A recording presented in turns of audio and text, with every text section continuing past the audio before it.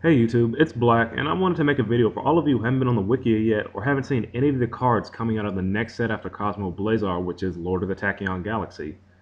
From what I've seen, this is looking to be a very good set. It's going to introduce some new mechanics and also a lot more number monsters, which is always fun for me because I love the number cards. So this is part one of my preview for Lord of the Tachyon Galaxy.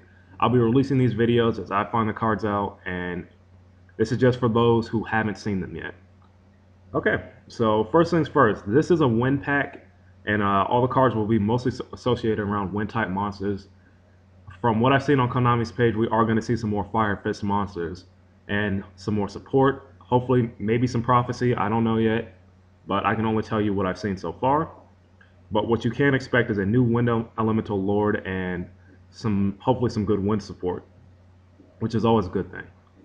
Next, this is your cover card for the set. It's number 107, Galaxy Eyes, sorry. Galaxy Eyes Tachyon Dragon, which is a generic rank 8 Exceed with the effect of once per battle phase, at the start of your battle phase, you can detach one Exceed material from this card, negate the effects of all of the face-up monsters on the field, and their attack and defense become the original attack and defense.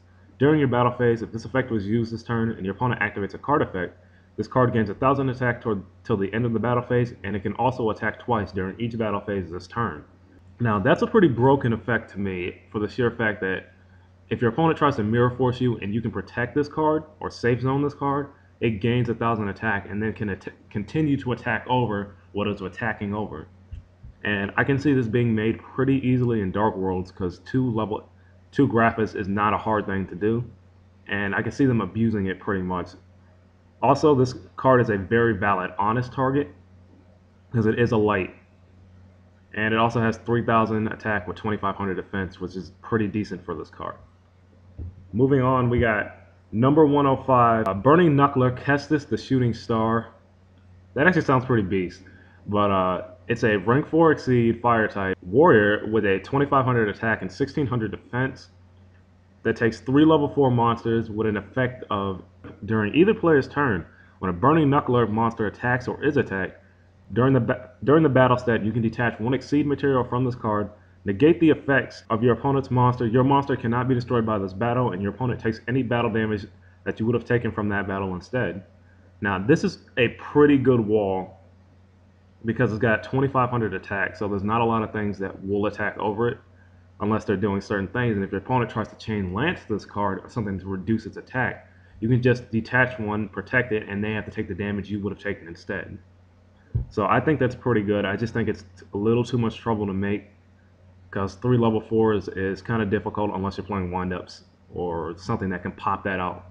Heraldic Beast or something that can pop it out that easy. But yeah, it's pretty decent. And hopefully it'll see some play. Hopefully. Moving on, we got a new gameplay mechanic, which is ranking up, which is new for those who don't watch the show like myself. But basically, this allows you to Chaos Exceed summon your Exceed monsters by overlaying them for a monster 1 rank higher and as a Chaos Exceed monster. This is rank up Magic Variance Force, and its effect is target 1 face-up Exceed monster you control. Exceed summon 1 number C or Chaos Exceed monster with the same type and 1 rank higher than that target, using the target as Exceed material. Of course, it's got the effect the Exceed materials attached to that monster also become the Exceed materials of the new monster. And then it has the effect you can take an Exceed material from an Exceed monster your opponent controls and attach it to the Exceed monster Exceed summoned by this effect. That last effect is pretty good because it can render most cards useless. But my only problem with this card comes from the fact that you have to Exceed summon a monster 1 rank higher, so that automatically takes out the number C cards like Chaos Utopia and Shark Drake Vice because they have the same rank as their previous cards. But hopefully we get some really good Chaos Exceeds in this pack. But the first 2 you get are Fairy Chill Girl and Chaos Exceed Dark Fairy Chill Girl. And here is Fairy Chill Girl. She is a light rank 4 fairy with 1,900 attack and 1,500 defense. That sounds pretty good, and it would be used a lot more for me if it didn't take 2 level 4 fairy type monsters to make. So it's just good fairy support, and its effect is once per turn you can detach an Exceed material from this card and draw a card. That's pretty good draw. That's a pretty good draw engine. And of course, it's got the effect you can only use it once per turn because they're not trying to break this card. It's I wish it was generic, but it's good fairy support. But it's better. It gets better when you use rank up magic on it, and you get its chaos form, which is Chaos Exceed Dark Fairy Cheer Gal, which is a rank 5 monster. It has 2,500 attack, and I think it was 1,900 defense. Yeah. And basically, its effect is when it's sent from the field to the graveyard, you draw a card. But if you exceed summon using Fairy Cheer Girl, she gets the effect of whenever this card destroys an opponent's monster by battle, you can detach an exceed material from this card and burn your opponent for 400 damage times the number of cards in your hand. That's a pretty decent burn effect. I just see it being pretty hard to make because you can also make this card with 3 level 5 monsters, but uh, they're better 3 level 5s than this card. The next thing that's coming out in this pack too is the next archetype actually is the Phantom Beast Plains, which is a series of machine type wind monsters that revolve around using tokens. And their boss is Dragosac, the Phantom Beast Plane. And he's another generic Exceed. He takes 2 level 7 monsters.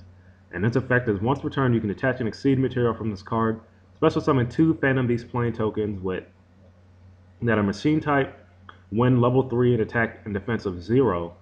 And its other effect is if you control a token, this card cannot be destroyed by battle or card effects.